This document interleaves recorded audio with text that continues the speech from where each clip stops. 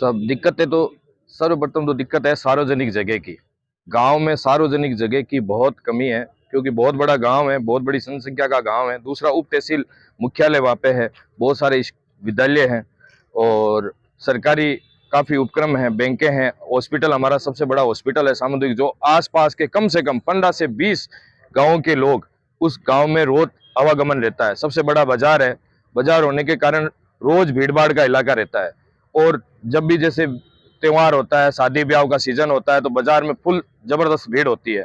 यदि हमारे पास एक स्टैंड की मुख्य जमीन बची है जिसके ऊपर ये मूर्ति लगाने का जो कार्यक्रम चल रहा है, यदि वहां पे मूर्ति लग गई तो आप समझिए कि एक तो समाज में सभी जितने वर्ग है वो सभी होड़ मच जाएगी मूर्तियों लगाने की। यदि मूर्ति लगेगी, सब समाजों की लगेगी, तो 27 कौम हमारे गांव में रहती है, 27 से 28 कौम, और धर्मों के लोग भी रहते हैं। यदि इस तरह से सभी अपने महापुरुषों की, धर्म की, और यदि लगाते गए प्रतीक चिन्ह या मूर्तियां लगाएंगे तो वहां पे जगह बहुत कम बच जाएगी और सार्वजनिक जगहों का दुरुपयोग होगा और जन कल्याण में वो सार्वजनिक जगह काम नहीं आएगी। हमारा लक्ष्य किसी मूर्ति विरोध या किसी धर्म विरोध नहीं है, हमारा विरोध है सार्वजनिक जगह बचाने का। हमने स्वयं ने गांव ने बैठ के अन्य लोगों को समझाकर मूर्तियों का त्याग किया था। सिर्फ एक सरपंच के जिद पर ये सिर्फ एक मूर्ति का मुद्दा उठाया है, और इस मुद्दे को जब गांव में तूल नहीं पकड़ा तो इन्होंने प्रदेश व्यापी आंदोलन का आह्वान किया, किसी को जाति और धर्म से जोड़ने का प्रयास किया, ताकि कैसे ही करके वो भीड़ को एकत्रित करे। वास्तविक धरातल हमारे गांव में जाके देखेंगे तो सबसे बड़ी जो समस्या है वो है सार्वजनिक जगह की, जहां पे आम आदमी कोई बैठ के गुआड़ में पंचायती कोई भी जो कार्य सार्वजनिक काम करे, चाहे कोई जन कल्याणकारी काम हो, उसके लिए हमारे पास जगह नहीं बची। जगह नहीं बचने का कारण ये रहा कि सबसे पहले हमारे पास एक 3 गांव, हमारे जो बड़े गांव हमारे पास में लगते हैं, उसके बीच की एक जगह थी जिसको हमें सार्वजनिक जगह में काम लेते थे।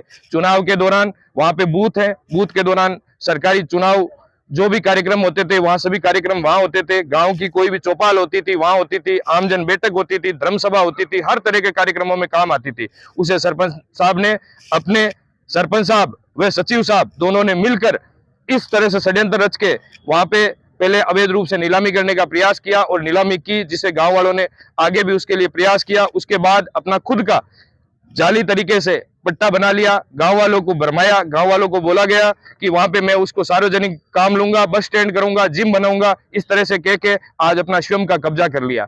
गांव वालों ने समझाने का प्रयास किया पर राजनीतिक दबाव और अपना बाहुबल्य दिखाते हुए गांव वालों के विरुद्ध गए, जिस कारण से हमारे पास बिल्कुल भी सार्वजनिक जगह नहीं बची। हम सिर्फ सार्वजनिक जगह बचाने के लिए हम ये आंदोलन कर रहे हैं, ना कि हम ये इसको गलत प्रचार किया जा रहा है किसी जाति विशेष या धर्म के विरुद्ध। हमारा कोई आंदोलन नहीं है, हम अपने गांव के लिए आंदोलन कर रहे हैं। और यदि किसी और भाई को ये लगता है कि हम मूर्ति के लिए विरोध करते हैं, तो जिस गांव में यदि जगह है और उनके पास सार्वजनिक जगह है तो वहां लगा सकते हैं। पर हमारे गांव में रियल वास्तविकता और धरातल की स्थिति है कि हमारे पास सार्वजनिक जगह नहीं बची है, क्योंकि हमने ऑलरेडी ये जमीनें सरकार के जन कल्याण कार्यों में दे चुके हैं। अब हमारे पास जमीन ही नहीं बची है, तो आप समझिए यदि एक मूर्ति लग जाएगी तो कितनी मूर्तियां लगेगी, उसके लिए जगह कहां बचेगी।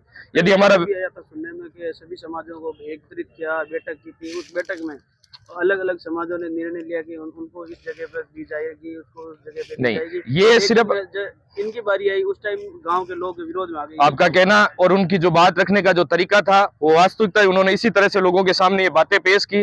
वास्तविकता ये थी धरातल पे कि ऐसा कुछ नहीं हुआ। जब कुछ 4-5 लोगों को हर समाज के, सिर्फ ये वोट बटोरने की, अपनी वोट बैंक बढ़ाने का कार्य था, 4-5 लोगों को, समाज के लोगों को बुलाया, बोला। सबसे पहले सरपंच का ये गलत कार्य था कि उन्होंने जातीय वर्गीकरण किया। महापुरुष सबके सम्मान रूप से होते हैं, उन्होंने जाति वर्ग में बांटा। महाराणा प्रताप को राजपूत समाज का नाम दिया और ब्राह्मणों को परशुराम समाज का नाम दिया और दलित भाइयों को अंबेडकर का नाम दिया, और दूसरे अपने जिस जाति से वो आते हैं उस जाति को महाराणा प्रताप का अजय योद्धा महापुरुष के रूप में नाम दिया।